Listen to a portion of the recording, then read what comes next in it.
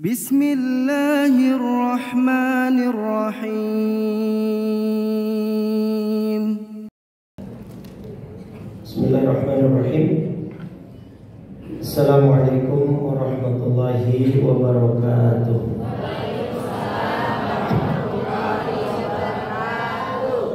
Alhamdulillah.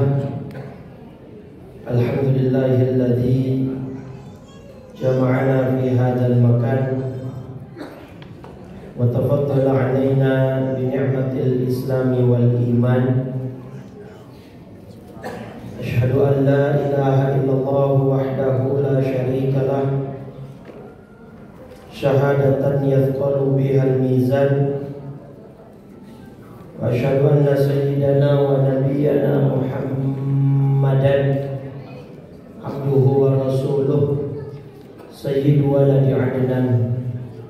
Allahumma salli wa sallim wa karrim wa 'azzim ala sayyidina Muhammadin wa ala alihi wa ashabihi haqqa qadrihi wa miqdarihi al-'azim. Subhanaka la 'ilma lana illa ma 'allamtana innaka antal 'alimul hakim. Rabbi shrah li sadri wa yassir li amri wahlul 'uqdatam min lisani yafqahu saddid lisani wahdi qalbi bihaqqi sayyidina Muhammadin sallallahu alaihi wasallam. Amma ba'du. Ya ayyuhal hadirun wal hadirat, segenap para asatidz, para guru, para orang tua, para hujjaj, ketua DKM Masjid Jami Al-Hidayah, pembina yayasan, ketua yayasan beserta jajarannya, dan seluruh panitia peringatan Isra wal Mi'raj baginda Nabi besar Muhammad SAW Masjid Al-Hidayah, Bapak Ibu, anak-anak jamaah, hadirin hadirat yang mudah-mudahan pagi menjelang siang ini Allah berikan kita berbagai macam nikmat dan anugerah. Bil khusus mudah-mudahan Allah berikan kita pahala yang besar, ganjaran yang berlipat, dan diridhoi serta diampuni dosa-dosa kita semuanya. Amin ya rabbal alamin. Salawat dan salam tak lupa senantiasa kita curah limpahkan pada junjungan kita baginda Nabi besar Muhammad sallallahu alaihi wasallam beserta seluruh keluarganya, para sahabat dan pengikutnya hingga yaumil qiyamah. Mudah-mudahan kita semua yang hadir kelak mendapat syafaatnya di yaumil qiyamah. Amin ya rabbal alamin. Baik Bapak Ibu, perlu perkenalan nggak ini? Boleh. Baik, nama saya cukup panjang dan cukup sulit mengucapkannya bagi yang baru kenal. Dan nama saya Ahmad Itqanul Himam Rantau. Ini banyak yang salah persepsi, disangkanya saya orang seberang, orang Sumatera, karena rantau perapat ada di daerah Sumatera. Sana bukan ya. Ini nama rantau karena abah saya dulu suka merantau, jadi anak-anaknya dikasih nama rantau semua. Itqan ini diambil dari hadis ya. Jadi ada hadis kata Nabi dalam riwayat Imam Al-Qabrani, innallaha yuhibbu rajulan idza 'amila 'amalan ayyutqinahu.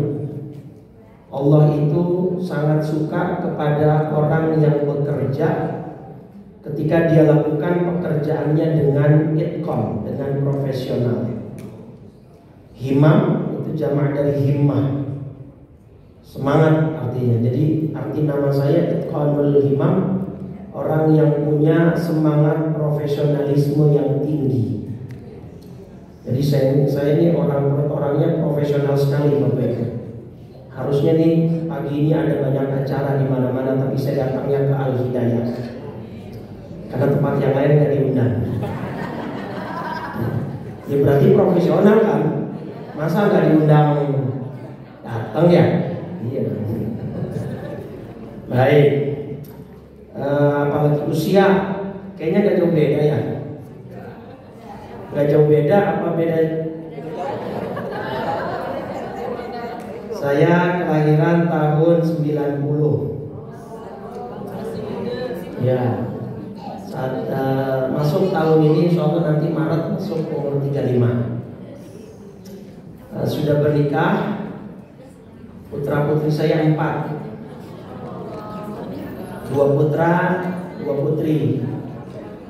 Tapi yang 1 putra meninggal, saat ini yang ada 2 putri, 1 putra. Doakan biar jadi anak soleh dan solehah. Saya yakin doa Bapak Ibu mustajab. Karena Bapak Ibu ini insya Allah husnudzan saya, Bapak Ibu orang-orang soleh, semua orang-orang baik.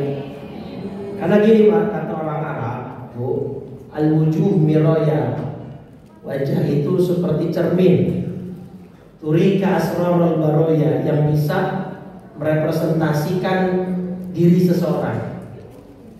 Buktinya Nabi pertama hijrah dari Madinah ke mana? Nabi hijrahnya dari mana ke mana? Mekah ke Madinah. Saat itu namanya masih Yathrib. Itu orang-orang Yathrib kan belum pernah ketemu Nabi, Bapak Ibu. Tapi mereka langsung berkomentar di saat pertama mereka bertemu Nabi, arafna annahu laisa bikadzdzab. Kami tahu orang ini bukan pembohong. Itu kata orang-orang Madinah. Mereka menilai itu dari apanya? Wajahnya Nabi.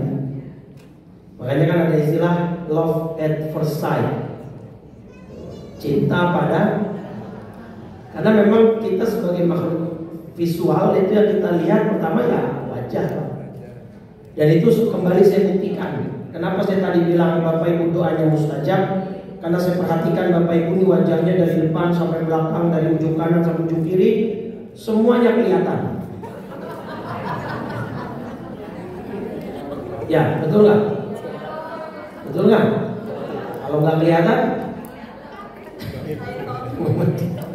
ya enggak. Tapi kalau kata anak Jaksel, anak-anak muda gaul zaman sekarang, duduk sama orang soleh-soleha itu vibes-nya beda. Ngerti nggak vibes-nya? Apa ya?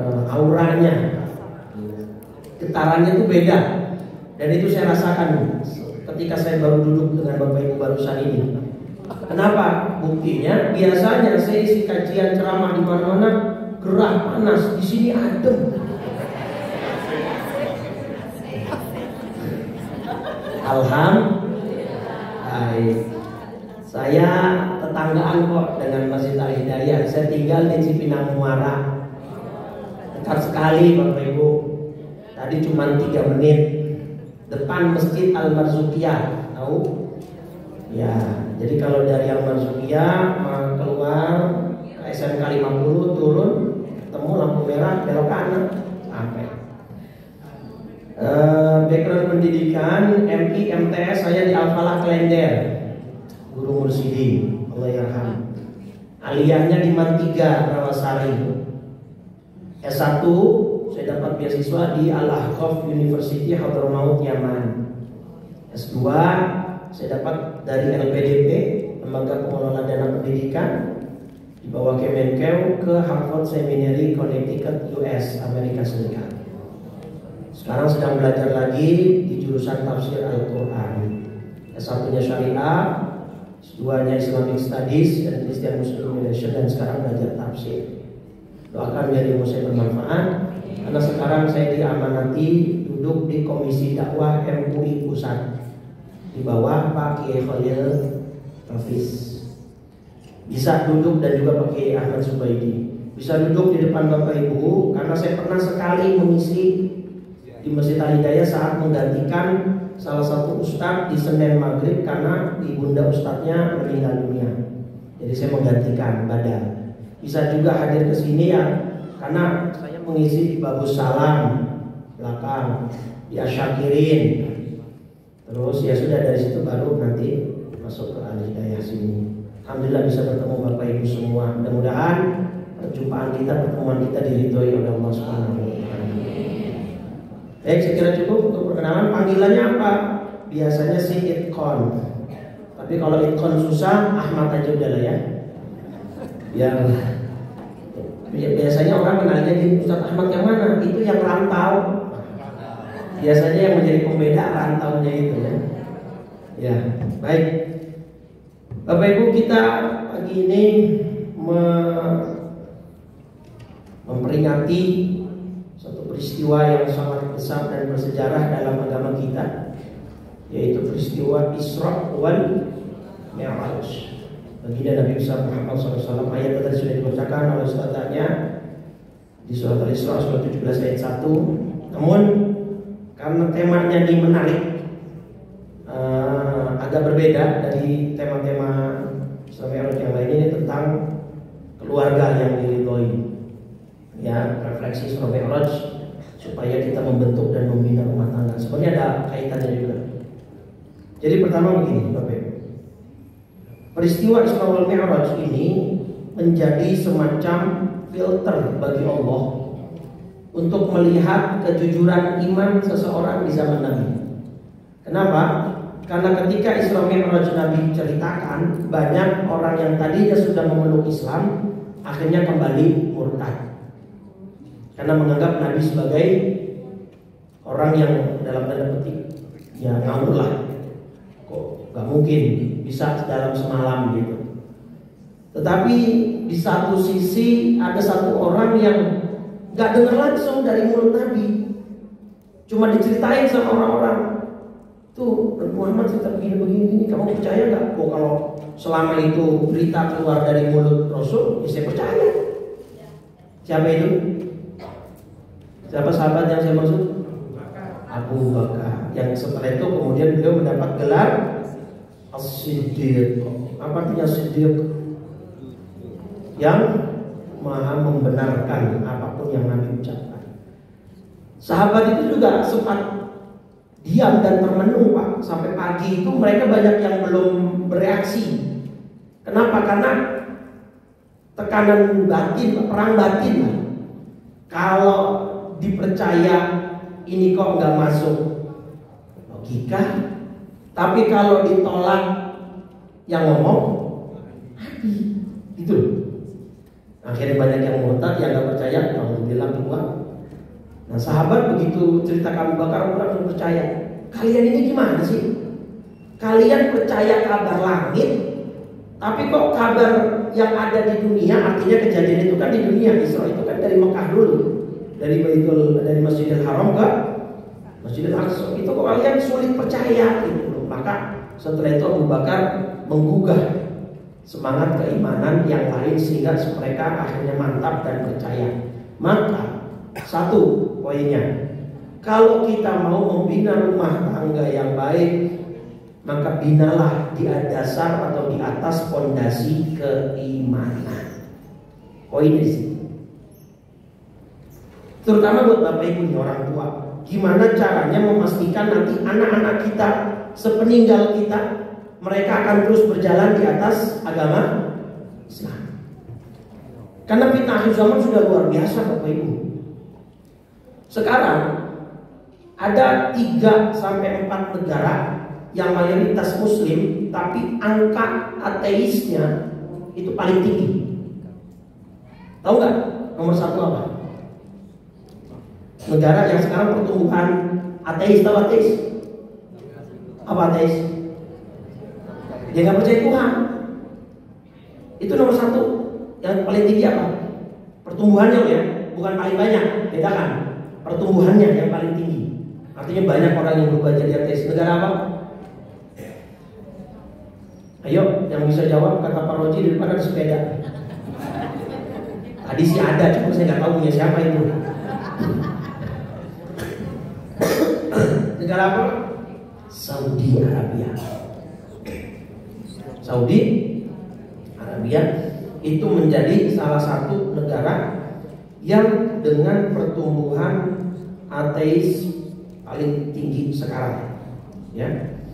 Selain Saudi Arabia, ada lagi ya fenomena warga Arab menjadi ateis, terutama di kalangan ininya pemuda. Di kalangan anak mudanya mereka banyak yang berubah menjadi ateis. Selain Saudi Arabia ada lagi Turki, kemudian ada lagi Iran, dan juga termasuk Mesir.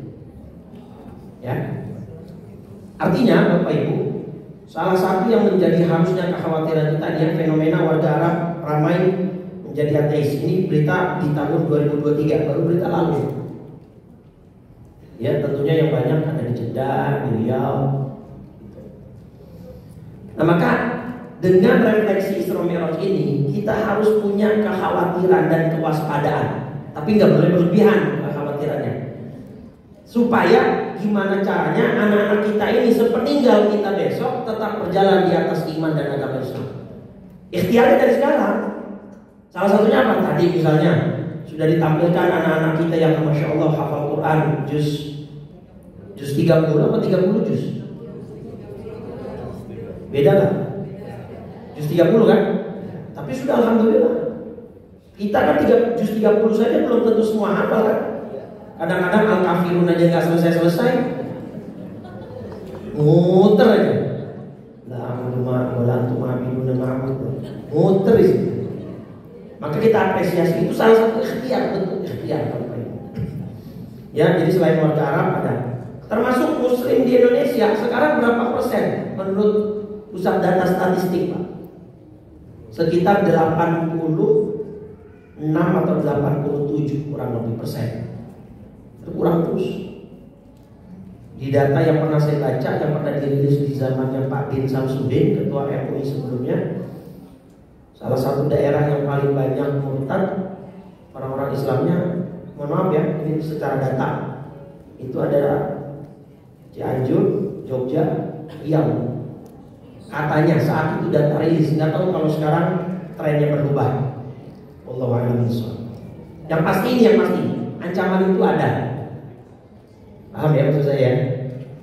Nah, maka dengan refleksi Isra Mi'raj ini, usahakan supaya kita ketika meninggal dunia meninggalkan anak-anak yang sudah kuat dalam hal keimanan. Karena Allah firmankan dalam surat An-Nisa surat 4 ayat 9. Ada yang hafal? Sebelum saya buka ayatnya. Ayo, kalau ada yang hafal beserta artinya saya keluarin dompet. Dompetnya depan. Wal yakhsha alladziina law taraku min khalfihim dzurriyyatan dhi'afan khafu 'alaihim falyattaqullaha wal yaqulu qawlan sadida. Dan hendaklah takut kepada Allah orang-orang yang sekiranya mereka meninggalkan keturunan yang lemah di belakang mereka, yang mereka khawatir terhadap kesejahteraannya. Memang ayat ini secara spesifik memberikan peringatan kepada orang tua agar supaya ketika mereka meninggal dunia, anak keturunannya tidak lemah dalam hal ekonomi. Tapi yang juga tidak kalah penting adalah supaya anak keturunannya jangan sampai lemah dalam hal akidah. Ya, surat An-Nisa surat 4 ayat 9. Jadi kita harus punya kewaspadaan Bapak Ibu. Ini lagi rame. Nggak tahu Bapak Ibu ngikutin nggak? Ada salah seorang ibu muda baru punya anak dua kecil. Dia kebetulan kakak kelas istri saya di kampusnya. Dari kecil sudah hafal Quran, pakai kerudung. Belum lama ini kemudian mendeklar dia lepas kerudung dan memberikan podcast kemana-mana. Nggak penting hafal Quran katanya. Ya. Jadi semudah itu bagi Allah merubah keimanan dan keyakinan seseorang. Pasti ada pemicunya. Cuma setiap orang kan pengalaman spiritualnya berbeda. Jangankan orang seperti itu Pak. Nih saya tunjukkan Bapak Ibu. Ada sebuah maaf ya saya agak sedikit sedang belum. Ada seorang namanya Al-Fadhi Pak. Dia ini pemuda dari Saudi Arabia. Dari umur 17-an tahun sudah hafal Quran. Di umur 20-an tahun dia sudah punya niat untuk jihad ke Palestina, tapi dilarang sama abahnya. Akhirnya sama abahnya disuruh untuk jihad melalui ilmu. Akhirnya dia pergi ke US, Amerika, untuk S2 dan S3 di sana. Dan ketika ada tragedi 9/11, ya 11 September, ada tragedi apa itu? Runtuhnya menara WTC. Cuman bukan yang di Mangga 2. Ini WTC-nya World Trade Center. Pemuda ini menyatakan murtad. 17 tahun hafal Quran, 20-an tahun sudah punya niat jihad ke Palestina. Dan kalau murtad kan dalam Islam kan hubungan nasab putus, warisan terus, termasuk kebijakan Arab Saudi, kewarganegaraan bisa dicabut. Ya, nah akhirnya si anak muda ini menetap di Amerika dan mendirikan ini yayasan Sirah International. Sirah International Introducing Muslims to the Gospel of Jesus Christ. Dia memperkenalkan diri, namanya Al-Fadi, former Wahhabi Muslim from Saudi Arabia and the founder of Sirah International. Sirah itu kepanjangannya The Center for Islamic Research and Awareness, is on a mission to introduce Muslims to the Gospel of Jesus Christ. Nah, paham tuh ya? Masa saya terjemahin ya? Hah? Bahasa Inggris sudah was-was lah ya? Hah? Intinya nama orang ini Al-Fadi. Dia mantan warga negara Saudi. Sekarang mendirikan yayasan namanya Sirah International. Dia punya misi untuk memperkenalkan orang Islam dengan ajaran kasih Yesus Kristus. Tapi by the way, orangnya bukan yang ini. Ini gambarnya hanya pemanis. Orangnya yang ini, Bapak Ibu. Nah ini. Ini orangnya. Ibu udah cacek-cacek geleng-geleng kan? Kalau kita klik find answer di bawah, Bapak Ibu, di bawah pojok, kita akan terbawa ke laman YouTube dia. Silakan Anda baca judul-judul thumbnail YouTube dia. Saya tidak sampai hati baca judulnya. Silakan Anda baca sendiri dan nilai sendiri. Ya. Nih. Misalnya ini. Misalnya ini. Ya, ini. Jadi dia isi konten YouTube-nya sekarang mengobok-obok dan menyerang Islam. Ya, ini dua ini Bapak Ibu. Konten dua ini pintu masuknya melalui pernikahan Nabi dengan Siti Aisyah. Itu kan memang akadnya terjadi saat Siti Aisyah berusia 9 tahun. Akadnya. Tapi para sejarawan sepakat Nabi baru berkumpul dengan Siti Aisyah di usia ketika Siti Aisyah sudah haid. Jadi minimal ketika usia 15 tahun Hijriah. Bayangkan coba Bapak. Sudah hafal Quran dan jago bahasa Arab pastinya. Betul nggak? Karena orang iya kan? Nah maka maksud saya ini, kejadian atau tragedi peristiwa Isra Mi'raj ini momen yang tepat kita peringati untuk kita, ayo kita periksa, kita cek gimana iman yang ada di rumah kita. Iman anak kita, iman pasangan kita, iman kita sendiri termasuk. Seharusnya bisa lebih yakin kita Bapak Ibu, mantap imannya harusnya. Karena apa? Abu Bakar saja di masa itu belum ada teknologi macam-macam. Beliau percaya dengan apa yang disebutkan oleh Nabi Muhammad SAW. Sekarang kita sudah ada banyak teknologi kan. Dulu di zaman Nabi nggak kebayang Bapak Ibu bisa melihat kegiatan orang lain di belahan negara yang lain in real time. Tapi sekarang dengan adanya WA video call, yang di Saudi jam berapa, di Indonesia jam berapa, bisa tahu nggak? Bisa ngelihat ya. Teknologi kan. Dulu Bapak Ibu mungkin nenek kakeknya atau mungkin Bapak Ibu sendiri pernah haji yang naik kapal laut dulu berapa bulan? sekitar 3 bulanan ya. Sekarang Jakarta Jeddah berapa jam? Cuma 9 jam. Maka kata Syekh Manna Khalid Al-Qattan dalam kitabnya Mabahith fi Ulumil Quran, seharusnya iman kita Bapak Ibu di masa sekarang harus lebih kuat dari iman orang zaman itu. Harusnya, mestinya. Tapi nyatanya kan enggak. Malah banyak orang yang keluar, banyak orang yang murtad. Nah maka kalau ini membina rumah tangga, menjadikan rumah tangga ini diridhoi oleh Allah, paling pertama ya dengan iman. Seperti pesannya Nabi Allah Yakub alaihissalam kepada putra-putranya ketika beliau sedang menghadapi sakaratul maut.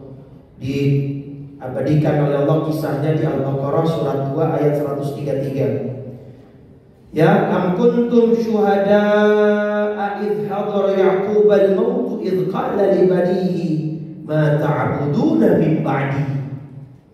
Ketika kamu menjadi saksi saat maut akan menjemput Nabi Yakub, ya, dia berkata kepada putra-putranya, apa yang bakal kamu sembah sepeninggalku? Nah itu.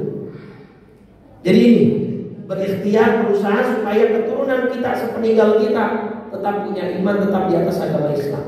Karena akhir zaman fitnahnya akan semakin dahsyat dan luar biasa.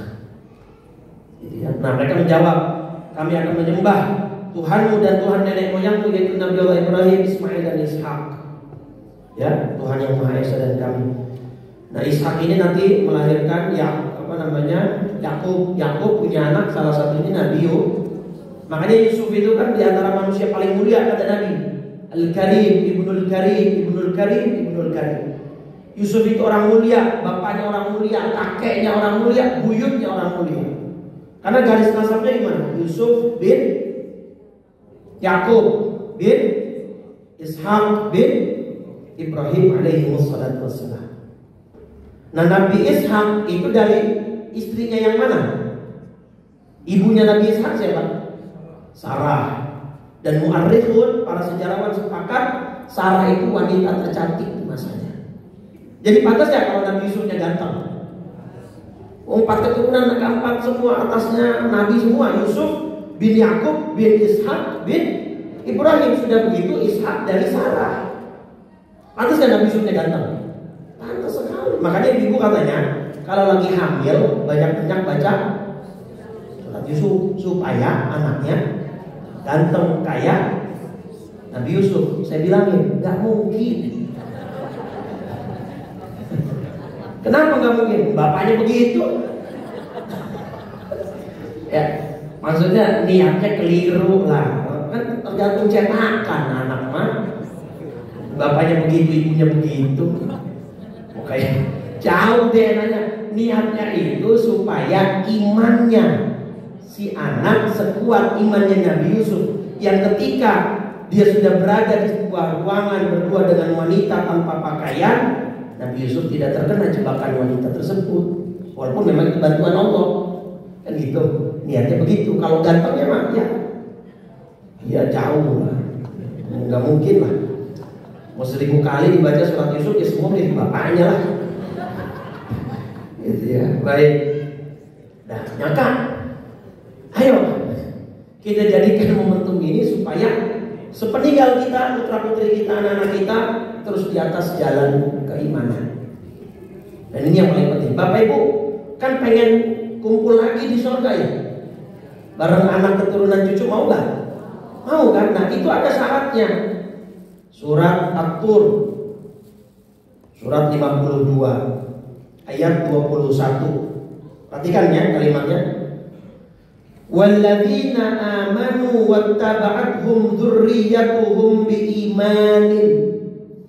Dan orang-orang yang beriman beserta anak cucu mereka yang mengikuti mereka dalam keimanan, kami pertemukan mereka dengan anak cucu mereka di dalam surga. Tapi syaratnya apa? Mereka anak keturunannya harus mengikuti orang tuanya dalam keimanan. Kalau kata anak sekarang harus satu server. Kalau beda server bisa nggak? Gak bisa. Nah itu Bapak Ibu. Jadi kalau kita bisa mau kumpul sama putra putri kita, ya itu salah satunya ikhtiarkan dari sekarang. supaya satu keluarga, satu ruangan di rumah kita semuanya beriman kepada Allah dan ditancap secara kuat imannya. Paham ya? Nah, saya punya cerita. Nih Bapak Ibu, tahu nggak ini gambar apa? Gambar apa ini? Saya mau sedikit menggugah keimanan kita Bapak Ibu. Coba kalau dipikir-pikir, Bapak Ibu hidup nggak di zaman Nabi, betul nggak? Peristiwa Isra Mi'raj Bapak Ibu dengar langsung dari Nabi nggak? Nggak kan? Mujizat Nabi Bapak Ibu ngeliat langsung nggak? Nggak juga. Bahkan mungkin ziarah ke makam Nabi belum pernah ya. Sebagian besar, bagi yang udah alhamdulillah. Tapi bagi yang belum kan berarti belum pernah. Yang umroh belum pernah umroh, belum pernah haji. Tapi sekali lagi saya ingatkan, saya sering ngomong begini Bapak Ibu, jangan pernah mengkerdilkan kuasanya Allah. Ini kita belajar, Allah saja mampu memperjalankan Nabi Muhammad SAW dari Isra, ya kemudian Mi'raj. Isra itu dari mana? Masjidil Haram ke Masjidil Aqsa ke Isra. Mi'rajnya dari Masjidil Aqsa ke itu saja mampu, terus balik lagi ke Mekah dalam satu malam. Apalagi cuma bikin Bapak Ibu pergi haji umroh, mudah gak bagi Allah? Maka jangan pernah kerdilkan. Surat Yasin kan udah sering dibaca, hafal bahkan. Ayat kedua sebelum terakhir bunyinya gimana? Jangan kun fayakunnya doang. Dari awalnya apa? Innama amruhu idza arada syai'an ay yaqula lahu. Artinya kun fayakunnya lagi ya apa? Adapun ketika Allah sudah menetapkan satu perkara, maka Allah tinggal bilang jadi, maka jadi kita belajar lagi dari Isra Mi'raj. Berarti gampang gak bagi Allah mentakdirkan Bapak Ibu pergi umrah atau haji? Sangat gampang, gak mesti pakai uang kita kan? Kalau di Betawi, abah saya sih aslinya Cilacap, Jawa Tengah. Rumah saya Betawi Klender. Kalau orang Betawi kan ada tuh singkatan-singkatan Pak Bu, Haji Kosasi. Apa kosasi? Ongkosnya Haji Abidin atas biaya dinas. Itu membuktikan banyak orang berangkat haji nggak pakai modal sendiri, betul nggak? Kalau Allah sudah berkehendak sangat mudah nggak bagi Allah begitu.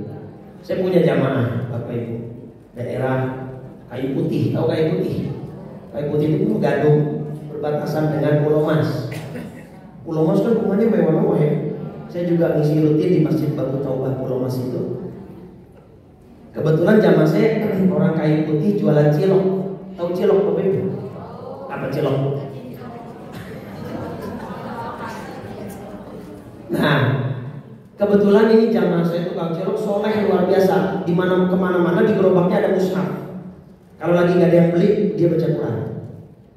Nah, kebetulan dia punya soft skill lain, yaitu suka mijet ngurut. Jamaah yang di Pulau Mas itu suka mijet temani tukang cilok. Suatu ketika ini yang di orang Pulau Mas ini suami istri pengen berangkat haji pakai furoda. Tahu haji furoda tahu ya? Yang langsung berangkat ya tanpa menunggu, tapi harganya lumayan, bukan lumayan lagi, mahal sekali. Si bapak ini suka keram-keram, kakinya suka semutan dan semut. Istrinya udah ultimatum, Pak, nanti di sana mama nggak mau pijit-pijit papa ya. Bukan membangkang, bukan. Tapi kan furoda waktunya terbatas Bapak Ibu. Kalau reguler itu 39-40 hari, WNH plus itu sekitar 25-26 hari. Yang haji furoda paling cuma 14-an hari. Cuma 2 pekanan kurang lebih. Cuma ngincar rukun hajinya dan cuma singkat-singkat lah.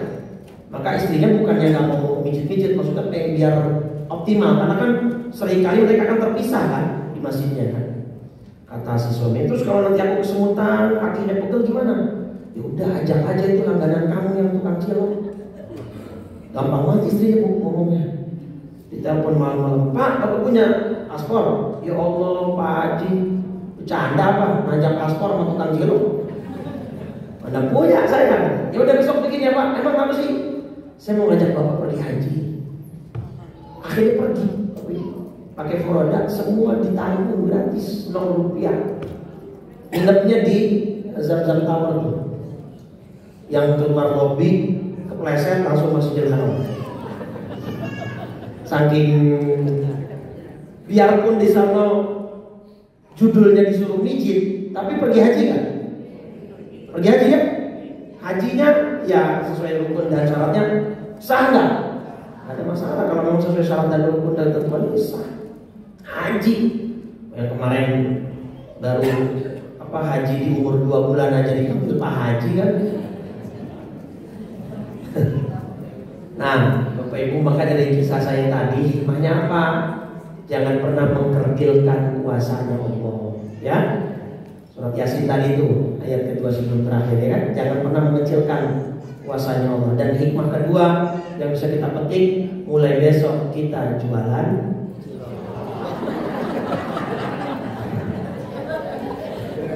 atau buka jasa. Baik. Nah, balik lagi ke cerita ini tentang iman, Pak. Kita mesti bersyukur. Kita nggak hidup di zaman Nabi, nggak menyaksikan mukjizat Nabi, nggak pernah ketemu Nabi, tapi Allah titipkan iman itu ke kita. Kita nggak dengar cerita Isra Mi'raj secara langsung, ya kan? Kita tahunya dari Quran, dari hadis, dari cerita para ulama, kiai yang meriwayatkan hadis tersebut. Tapi kita sebegitu yakin sampai diperingatkan sekarang, diperingati oleh jamaah Masjid Al-Hidayah yang Masya Allah. Saya tadi sempat pesimis, ini kan long weekend ya. Saya kira jangan-jangan gak ada jamaahnya yang Hidayah. Ternyata Masya Allah penuh, 1000 berapa ini. Oh, bener Pak Ibu, buktinya sendalnya sampai keluar-keluar loh.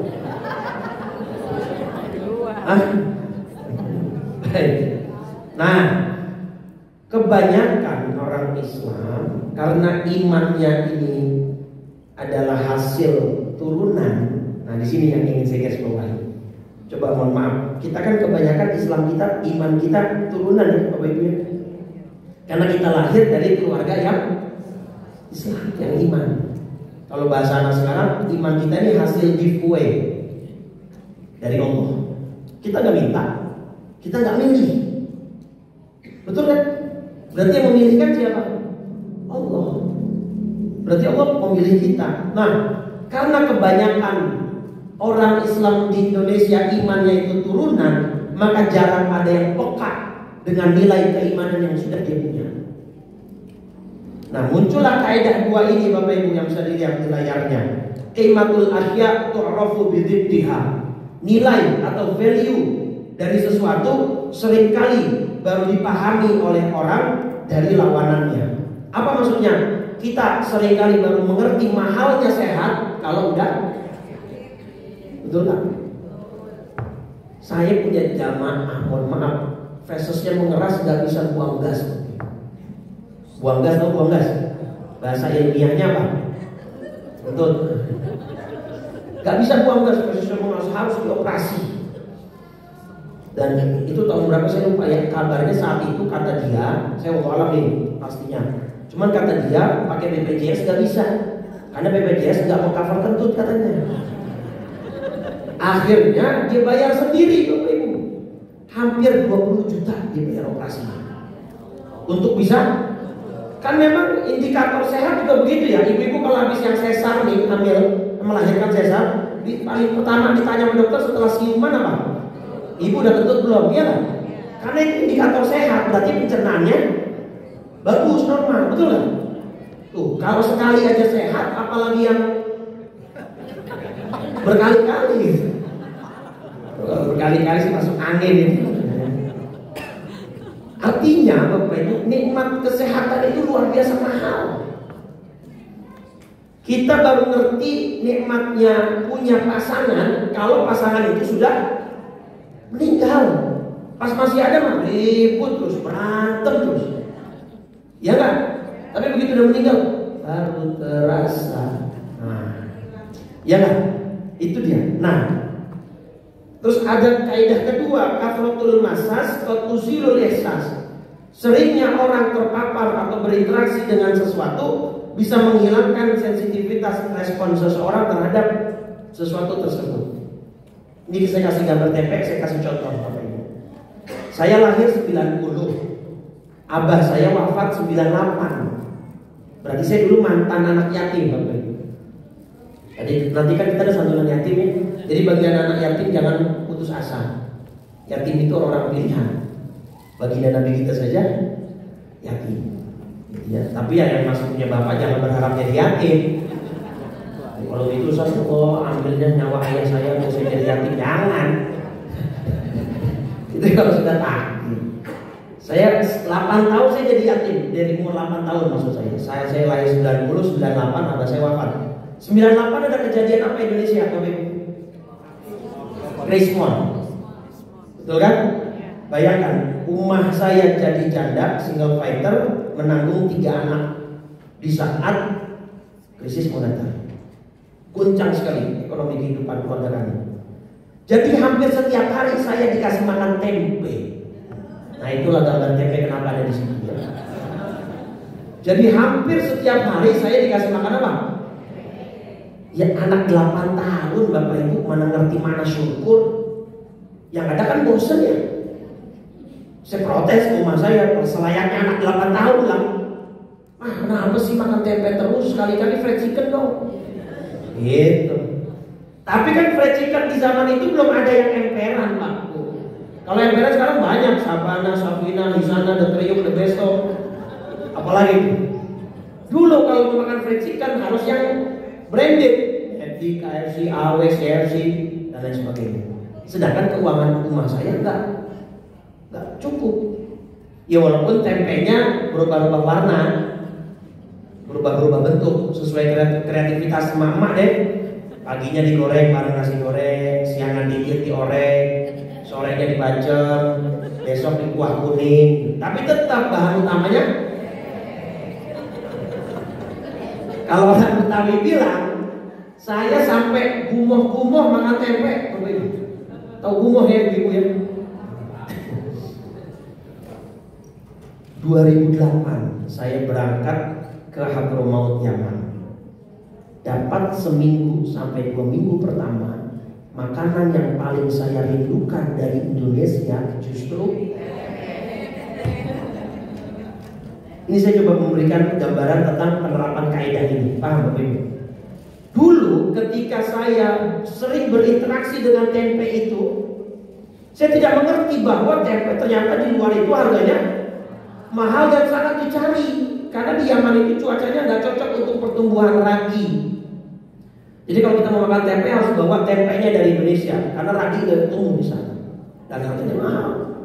Begitu saya ke Amerika sama mahal dan dicari. Kalau di acara-acara KBRI ini, Kedutaan Besar Republik Indonesia di sana, ada acara 17-an, itu yang paling dicari pertama tempe di prasmanan itu. Dan yang paling habis pertama ya tempe. Karena si identik itu, dan tempe kan masuk makanan sehat versi WHO ya. Bagus sekali itu Bapak Ibu. Nah, apa kaidahnya bilang? Karena ketika saya berinteraksinya sering dengan tempe, saya acuh, saya abai terhadap nikmat tempe. Tapi begitu saya sudah jauh dari tempe, saya cari. Paham maksud saya? Iman begitu Bapak Ibu. Makanya iman kita ini yang sekarang ada di dalam hati sanubari kita, yang bersemayam di dalam kalbu kita, hasil dari Allah. Dari kecil kita sudah punya iman. Dari kecil kita sudah berinteraksi dengan Islam. Betul lah? Maka banyak orang yang tidak peka dan tidak mengerti mahal dan dahsyatnya nilai keimanan itu sendiri. Betul ya? Mereka akan baru sadar ketika mereka melepas iman itu dan mereka mati, baru tahu betapa nikmat iman ini besar luar biasa. Dan ini yang saya tidak mau dari kita semua. Maka sadarlah, sekarang kita punya nikmat yang teramat besar, yaitu nikmat iman. Bayangkan, Bapak Ibu nggak ngelihat, nggak menyaksikan secara langsung Isra Mi'raj yang 15 abad setelah kejadian yang Bapak Ibu masih kumpul di Masjid Hidayah untuk memperingati kejadian itu. Berarti Bapak Ibu percaya itu kejadian itu luar biasa kan? Berarti Bapak Ibu luar biasa sekali. Paham ya? Nyambung ya? Jangan tempenya doang yang diingat nih. Ntar ada orang di luar tanya, tadi pengajian apa? Gak tahu, saya bahas tempe tadi. Tempe cuma ilustrasinya, takribil fahmi, untuk memahamkan Bapak Ibu sekalian. Jadi ayo bangun keimanan ini di rumah kita. hidupkan suasana iman ini. Nih, di dalam surat Ali Imran surat 3 ayat 85. Saya ingin gambarkan betapa dahsyatnya modal iman ini Bapak Ibu. Allah berfirman surat 3 surat Ali Imran ayat 85, "Wa may yabtaghi ghairal islami dinan falan yuqbala min wa huwa fil akhirati minal khasirin." Siapa yang mencari agama selain Islam, dia tidak akan diterima dan di akhirat dia termasuk orang yang rugi. Fokus di kalimat wa huwa fil akhirati minal khasirin, di akhirat dia termasuk orang yang rugi. Ali Imran surat 3 ayat 85. Kenapa rugi? Atau ditinjau dari sisi mana rugi? Saya kasih contoh. Bapak-bapak juga saya yakin kenal. Seorang pesepak bola berkeluarga negara Portugal yang sekarang bermain di Liga Arab Saudi. Siapa dia? Cristiano Ronaldo. Sekarang baru memperpanjang kontraknya. Klubnya apa namanya? An-Nassr. Ya. Sekarang baru memperpanjang kontrak. Gajinya Bapak Ibu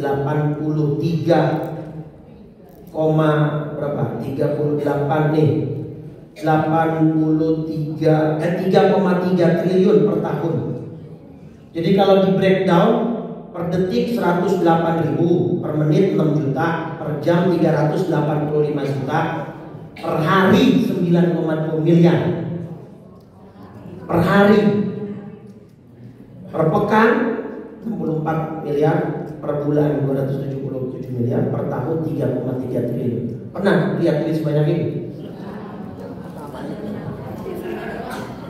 Ini Ustaz kajian apa sih? Tadi bahas tempe, sekarang Ronaldo. Tenang, semua ada korelasinya. Ronaldo itu termasuk pesepak bola yang dermawan Bapak Ibu. Ini 5 bukti Cristiano Ronaldo dermawan. Ada sumbangan untuk Palestina dari kumparan.com. Dia menyumbangkan uang buat orang-orang penyintas kanker dan lain sebagainya. Sekarang ini berbagi kepada orang lain dalam agama kita berpahala nggak? Sekarang saya tanya, jawab yang tegas. Ronaldo dapat pahala nggak? Dengan kebaikan tergantung niatnya. Ronaldo sekarang dapat pahala nggak atas kebaikan-kebaikan yang dilakukan? Tidak.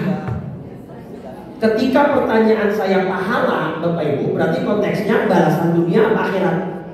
Balasan akhirat. Tapi kalau balasan dunia dapat nggak? Dapat. Buktinya ini orang udah makin tua. Seharusnya di usia dia pesepak bola yang lain gantung sepatu. Apa artinya? Pensiun. Tapi dia tetap di hire, tetap digaji dengan atau tetap dikontrak dengan nilai gaji yang tinggi. Oh ya. Tetap digaji dengan nilai yang tinggi dan seterusnya. Nah, artinya kalau di dunia itu tetap dibalas kebaikannya. Dalilnya surat 39 ya, surat Az-Zumar ayat 10. Nah, ini kan perhatikan di pertengahan. Lilladzina ahsanu fi hadhihi dunya hasanah. Ya, bagi orang-orang yang berbuat baik di dunia ini akan memperoleh kebaikan. Jadi kalau untuk di dunia, apapun agamanya, ketika dia berbuat baik, ada balasannya nggak? Untuk di dunia ada. Mungkin kita punya kenalan Chinese yang bentar lagi Imlek, gitu kan? Punya material, toko bangunan, ada masjid sedang dibangun, dia ikut nyumbang, suka ada gitu kan? Dapat nggak dia balasannya nanti di dunia? Dapat. Mungkin tokonya semakin laris, semakin maju, tapi untuk pahala akhirat dapat nggak? Sorry to say, tidak. Karena dia nggak punya passwordnya, dia nggak punya modalnya apa? Iman.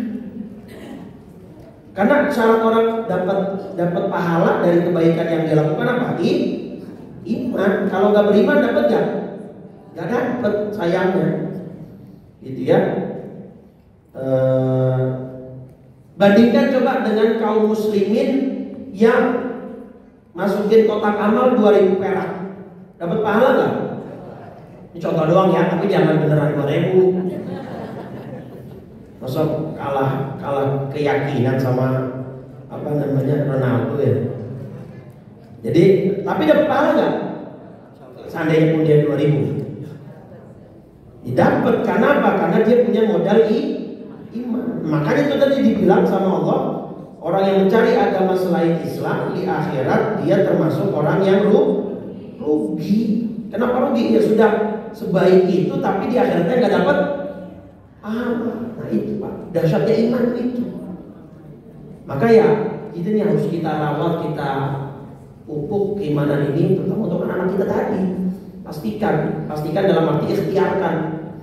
Ya, jangan sampai mereka nanti naudzubillah sepeninggal kita keluar dari iman dan Islam. Maka ayo, salah satu cara untuk menjaga keimanan itu ya dengan buahnya Isra Mi'raj. Apa? Sholat. Nah, ini poin kedua. Karena ini udah ada warning Ustaz 10 menit lagi katanya. Jadi langsung saya masuk ke poin kedua. Tadi kan keimanan. Kita jaga iman kita, iman anak-anak kita dengan berikhtiar. Salah satu ikhtiarnya apa ya? Kedua di poinnya. Jaga sholat kita. Jaga sholat anak-anak kita. Perbaiki. Dari yang paling gampang deh, fawailul lil musallin. Surat apa itu? Al-Maun surat 107 ya, di ayat 4 dan 5. Celaka orang yang sholat. Bayangin, yang sholat saja masih bisa punya potensi, apalagi. Tapi saya yakin insya Allah orang-orang ahli, jangankan sholat waktu, kayaknya sholat malamnya juga sering bangun malam nih kayaknya. Ya Bapak Ibu ya, bangun nggak? Ngapain?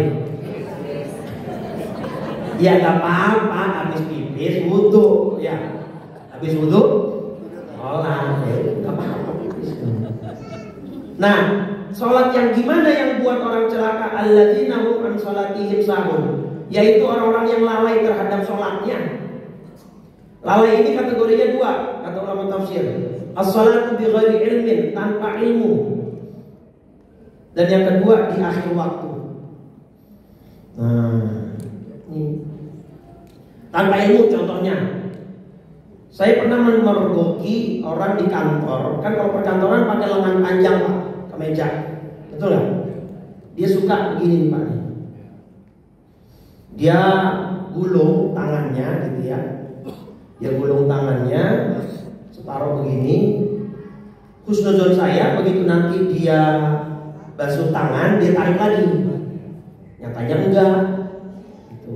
Padahal di surat 5, surat Al-Maidah ayat 6, faghsilu wujuhakum wa aydiyakum ilal marafiq. Kalau tangan sampai, cuma dia basuh sesuai yang dia buka. Sah nggak berarti wudunya? Saya nasihatin dong, Mas, tolong wudunya diulang. Kenapa Pak Ustaz? Tadi kamu tangan nggak bersih, nggak sah. Jawabnya pintaran dia. Apa dijawab? Ustaz, Allah juga tahu niat saya. Allah kan maha penyayang, Allah maha pengasih. Enak bener jawabnya.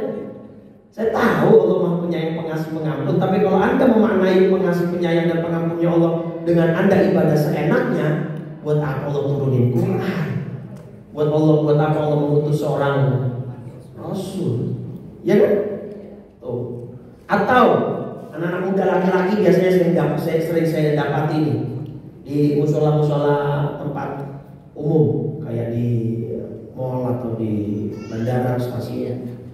Dia sholat pakai kaos, mungkin yang dipakai kaos adiknya. Dia pakai celana, mungkin yang dipakai celana abangnya. Paham nggak? Begitu dia ruku udah mengkhawatirkan nih.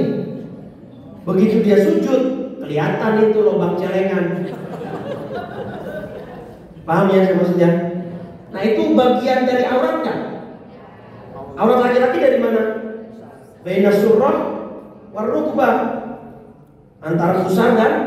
Nah sedangkan bagian ini termasuk nggak? Kalau dia terangkat, tersingkap, sadar berarti sholatnya. Nah, maka ayo pastikan anak-anak kita dan kita juga sendiri sholat dengan ilmu, supaya tidak termasuk sholat yang membuat kita celak. Yang kedua, jangan selalu ditunda akhir waktu.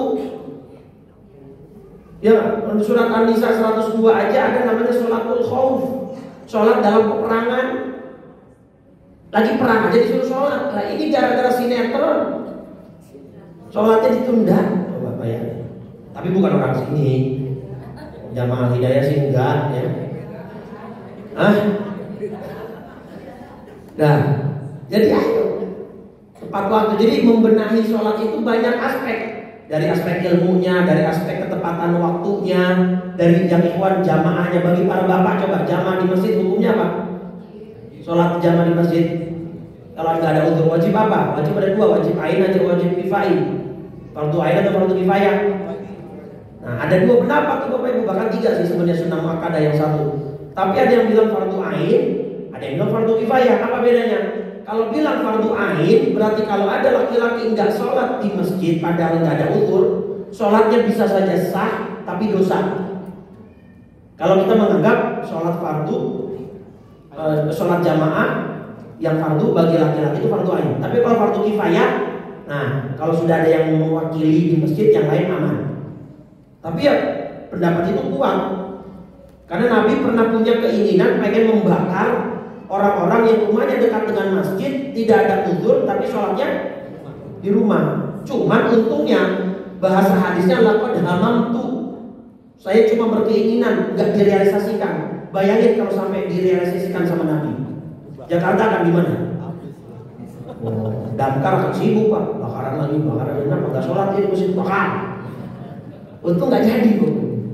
Nah itulah dalil yang mengatakan fardu ain. Pokoknya ayo Pak. Makanya kan ada aki-aki itu di satu kampung.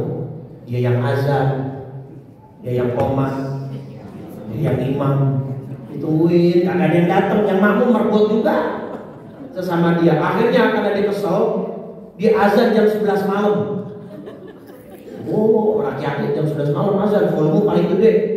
Diparanin, disamperin sama warga. Sampai kades, kepala desa RW turun. Semua warga RT RW semua datang. Marah-marahin, Ki, yang bener aja gila Pak. Jam 11 ini nggak melihat apa orang pada tidur. Akinya santai ya tidur. Yang gila bukan saya, yang gila kalian. Loh kok kita? Loh tadi saya azan jam 7 malam, nggak ada yang datang. Azan jam 7 malam azan apa? Itu azan beneran itu, azan betulan, nggak ada yang datang, saya tungguin. Saya azan jam 11 datang semua. Yang gila siapa berarti? Paham kan? Untuk nyindir tuh. Azan beneran jam 7 Isya nggak ada yang datang, giliran azan jam 11 malam datang semua. Kalau kata orang Betawi yang PA siapa nih? Paham ya Bapak Ibu? Ayo perbaiki sholat kita. Insya Allah kalau kita memperbaiki sholat kita, semua hajat kita dikabulkan oleh Allah. Di sujud doa, boleh nggak doa? Hadisnya sahih kok. Wa amma fi sujud, pertanyaan. Oh iya. Oh ada tambahan injury time 3 menit katanya. Ada injury time. Gini Bapak Ibu, ini ada hadis sahih Muslim.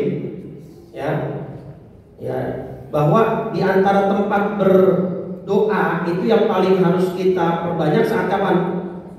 Sujud keberapa? Sebenarnya sujud keberapa aja boleh. Cuma kan kalau di sujud keberapa aja takutnya kita lupa ya.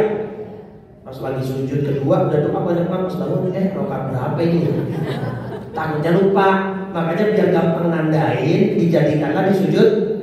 Itu pun pas jangan jadi imam. Kalau jadi imam harus punya kebijaksanaan, jangan sujud terakhir lama banget sampai 5 menit. Kasihan makmumnya yang punya darah rendah. Pas bangun udah, wah jangan tuh. Pusing aja. Kalau Anda mau doa yang banyak saat sujud, pas sholat sendiri, saat tahajud, salat duha, silakan. Nih hadisnya di hadis sunnahnya Sahih Muslim di nomor 479. Perhatikan kalimatnya. Wa ammas sujudu fajtahidu fid du'a faqaminun ayyustajaba lakum. Nggak usah saya terjemahin ya. Tadi ngangguk-ngangguk kayaknya. Paham kan? Udah di luar kepala kan bahasa Arab? Gak ada yang masuk. Jadi adapun saat sujud bersungguh-sungguhlah kamu dalam berdoa. Faqaminun ayyustajaba lakum. Karena itu sangat berpotensi doa kalian dijabah. Doanya pakai bahasa apa? Ya kalau pengen bebas bahasa apapun dalam hati, jangan disuarakan. Nanti bisa bikin sholatnya batal. Kalau mau disuarakan ya yang terbatas yang ada di Quran atau yang ada di hadis. Tapi kalau kita nggak bisa pakai bahasa apapun terserah, mau bahasa Indonesia, Sunda, Jawa, bahasa Korea juga nggak apa-apa. Kalau bisa gitu. Tapi dalam hati. Termasuk minta dunia, boleh nggak? Minta dunia, lagi sholat, di sujud, lagi sholat, boleh nggak? Ya Allah, PPN 12%, ya Allah udah naik. Cabai masih mahal, beras mahal, ya Allah berikan rezeki yang lebih ke suami saya, boleh nggak? Ya boleh. Oh itu tempatnya kok. Surat Al-Ikhlas ayat kedua, apa bunyinya? Al-Ikhlas ayat kedua. Allahus, apa artinya samad? Allah tempat bergantung, Allah tempat meminta, Allah tempat berharap. Jadi memang Allah lewat sholat itu wasta'inu bis sabri Al-Baqarah 45. Jadi salah satu kita cara mintanya ke Allah ya lewat sholat. Boleh minta dunia, itu tempatnya kok. Cara bilang nggak boleh. Ya Allah, saya sudah lama menikah belum punya keturunan, berikan saya keturunan ya Allah, langsung kembar 5 ya Allah. Ya Allah, suami saya mau promosi jabatan biar lancar, biar naik ya Allah. Yang suaminya doa ya Allah, istri saya udah lama banget sakit ya Allah, percepat ya Allah. Percepat sembuhnya. Oh, emang apa sih? Ya pokoknya itu lah, minta. Daripada dia mau minta dunia salah tempat. Banyak orang minta dunia lewat dukun. Salah tempat kan berarti kan? Kenapa mesti lewat dukun? Mau sholat lewat sholat bisa. Memang itu tempatnya dan itu caranya. Cuma jangan pas lagi susah doang sholatnya. Sampai ada orang kecil itu Pak.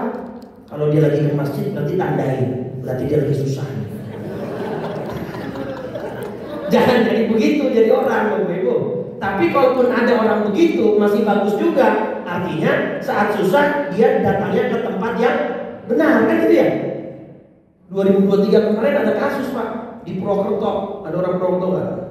Di Purwokerto ada kasus penemuan kerangka bayi Bapak Ibu. Kerangka bayi yang ternyata setelah ditelusuri ada 7 bayi, 7-7-nya hasil inses ayah dan putri kandung. Dia lakukan dari 2013 sampai 2023 baru ketahuan 10 tahun. Putrinya melahirkan 7 anak hasil perbuatan bejat ayahnya. Yang hewan pun mungkin gak melakukan itu. Dan yang lebih gilanya, bapak ini melakukan itu atas saran dari guru spiritualnya atau dukunnya supaya kaya. Yang lebih gak make sense, yang lebih gak masuk akal, dia datang ke dukun minta kaya, dukunnya masih ngontrak.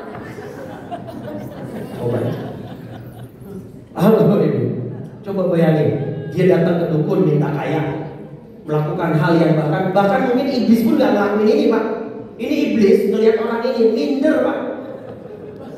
Di pojokan ternyata dia lebih iblis dari Tuhan. Nah ini coba datang ke dukun minta kaya, melakukan hal yang sangat bejat kepada putri kandungnya. Putri kandungnya melahirkan 7 kali, 7-7-nya bayinya dibunuh saat baru lahir, disekat, kehabisan nafas, dikubur. Kenapa? Salah tempat. Maka kalau Anda mau kaya, kalau Anda mau dapat harta segala macam, ayo sholatnya dibenerin, sholatnya diperbaiki, insya Allah. Nah, jadi 2 poin itu aja hikmah kita. Pastikan keimanan anak kita, keturunan kita, agar keluarga kita menjadi sakinah, mawaddah warahmah. Caranya gimana? Lewat sholat. Karena kata Nabi, perbedaan antara orang beriman dan tidak beriman dilihat dari apanya? Sholatnya. Sekarang kalau saya tanya, kita bicara tentang dosa besar, lebih banyak mana? Pelaku riba apa pelaku nggak sholat? Pelaku zina apa pelaku nggak sholat? Mungkin dia baik, nggak zina, nggak minum khamr, nggak judi, tapi juga nggak. Masih banyak kan yang begitu. Yang lucu, Ramadan dia puasa tapi itu ada lagi yang lucu. Baik, mungkin itu Bapak Ibu. Terima kasih atas perhatian dan atensinya. Ini diamanatkan ada pertanyaan, dipersilakan 2 dari ikhwan, 2 dari akhwat. Jadi total ada 4 pertanyaan, masing-masing dapat tiket umroh sampai Pondok Gede. Silakan. Itu Bapak, silakan yang duduk di kursi.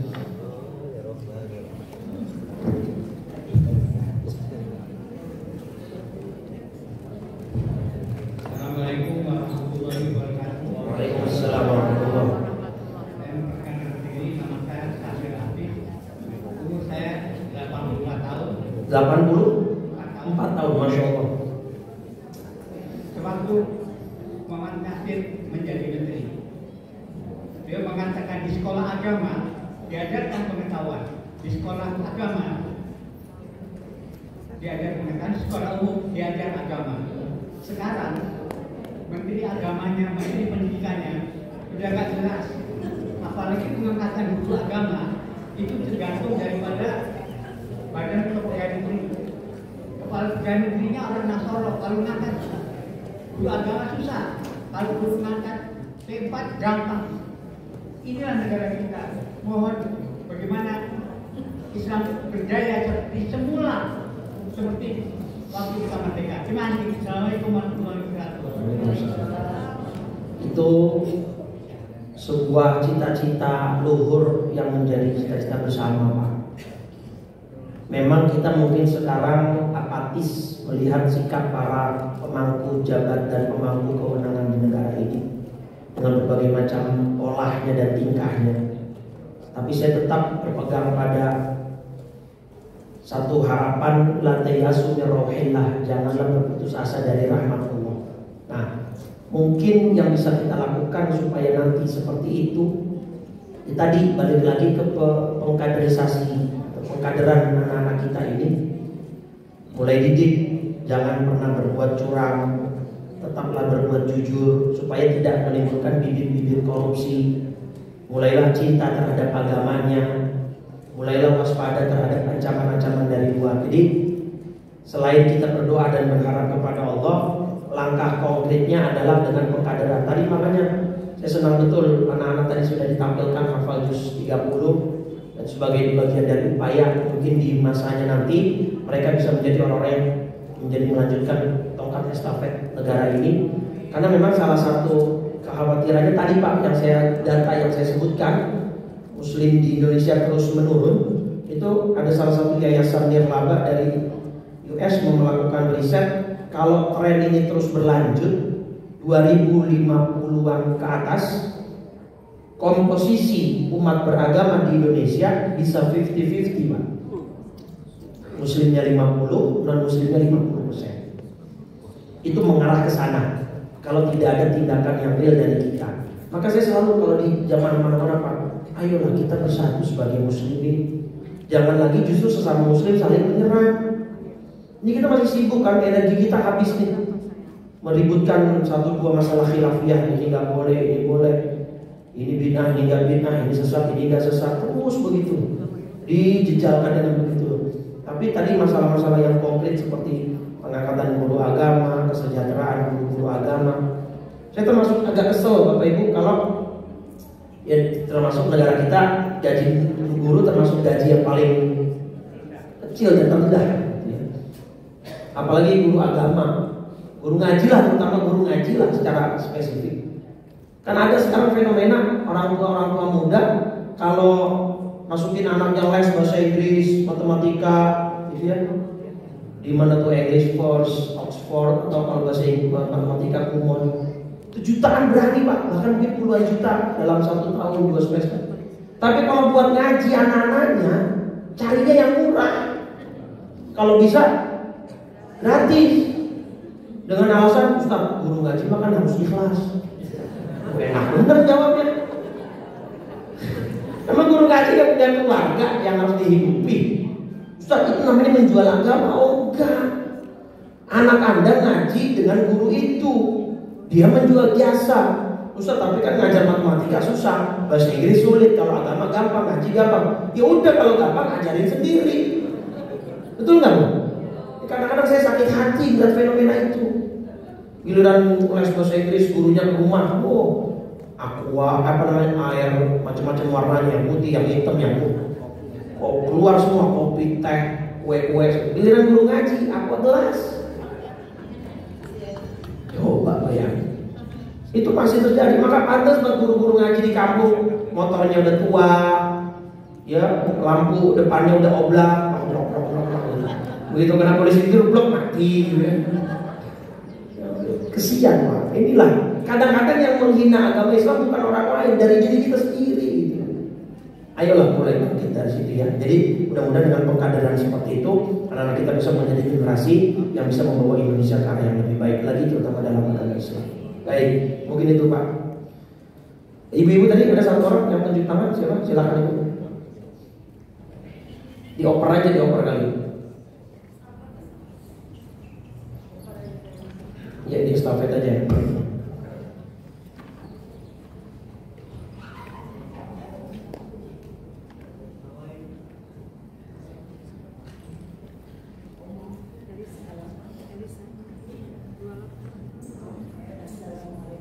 Dipencet dulu kali. Mana yang dipencet apanya masih warna.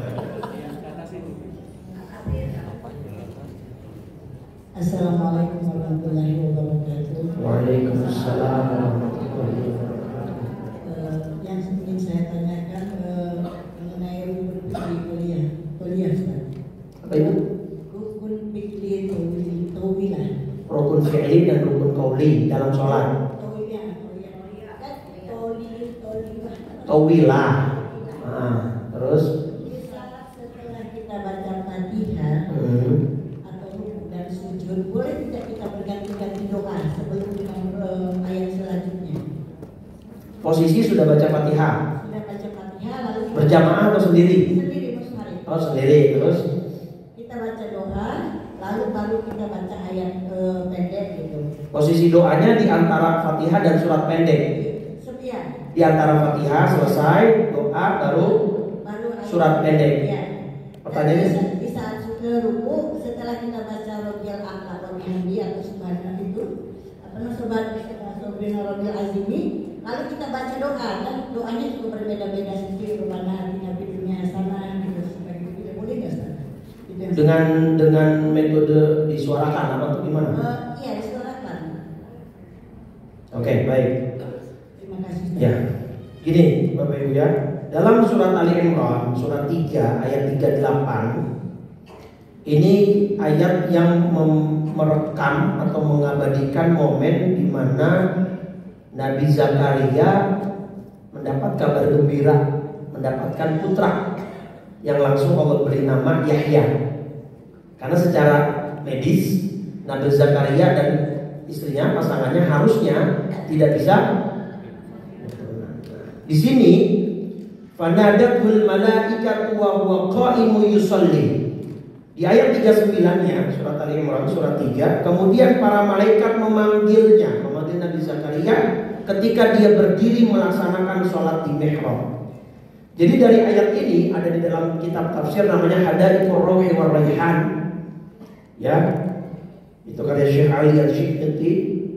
Beliau mengatakan wa bihadza wa bihadhihi al-ayah anna jami'al muradat tutlabu bis shalawat, bahwa segenap harapan dan cita-cita atau doa itu bisa diminta saat kita sedang di dalam sholat. Sebenarnya memang kapanpun boleh, tetapi anjuran dari Nabi itu yang 4 mustajab yang dianjurkan secara kuat 2, saat sujud dan saat tahiyat akhir sebelum salam.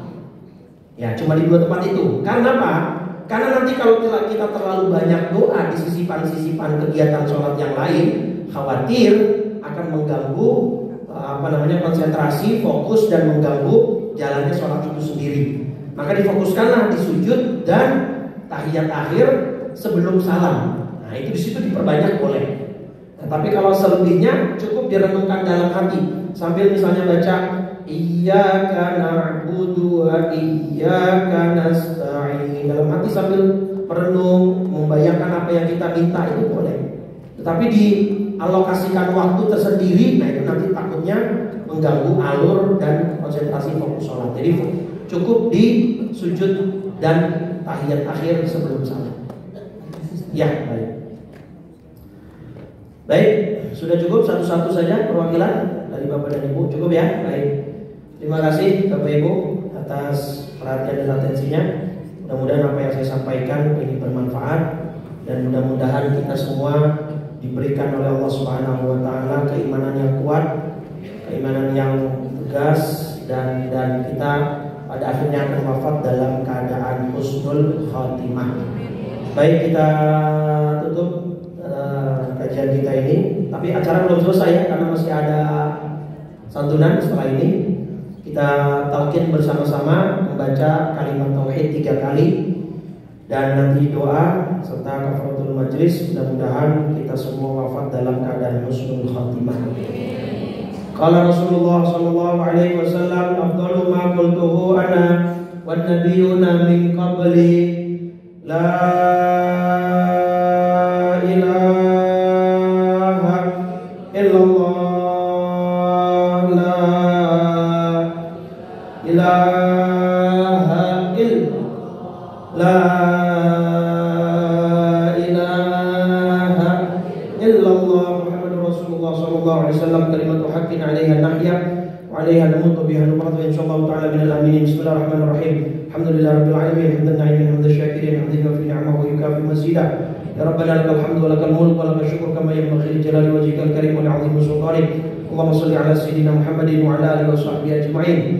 Allahumma shalli salatan taghfiru biha dhunub wa tasturu biha al-'uyub wa tanfariju biha al-kurub tanṭaliqu biha al-'usub wa talinu biha as-su'ub wa 'ala alihi wa sahbihi wa man ilayhi mansub. Allahumma a'inna 'ala dzikrika wa syukrika wa husni ibadatik. Rabbana la tuzigh qulubana ba'da idh hadaytana wa hab lana min ladunka rahmatan innaka antal wahhab ya muqallibal qulub tsabbit qulubana 'ala dinika wa ta'atik. Allahumma barik lana fi Rajab wa Sya'ban wa ballighna Ramadan fi sihhatin wa khairin wa lutfin wa afiyah innaka 'ala kulli syai'in qadir. Rabbana atina fid dunya hasanah wa fil akhirati hasanatan wa qina 'adzabannar. Sallallahu ala sayyidina Muhammadin wa ala alihi wa sahbihi wasallam walhamdulillahi rabbil alamin. Cukup dari saya, sekian. Subhanakallahumma bihamdika asyhadu an la ilaha illa anta astaghfiruka wa atubu ilaik. Wa minkum. Assalamualaikum warahmatullahi wabarakatuh. فبأي آلاء ربكما تكذبان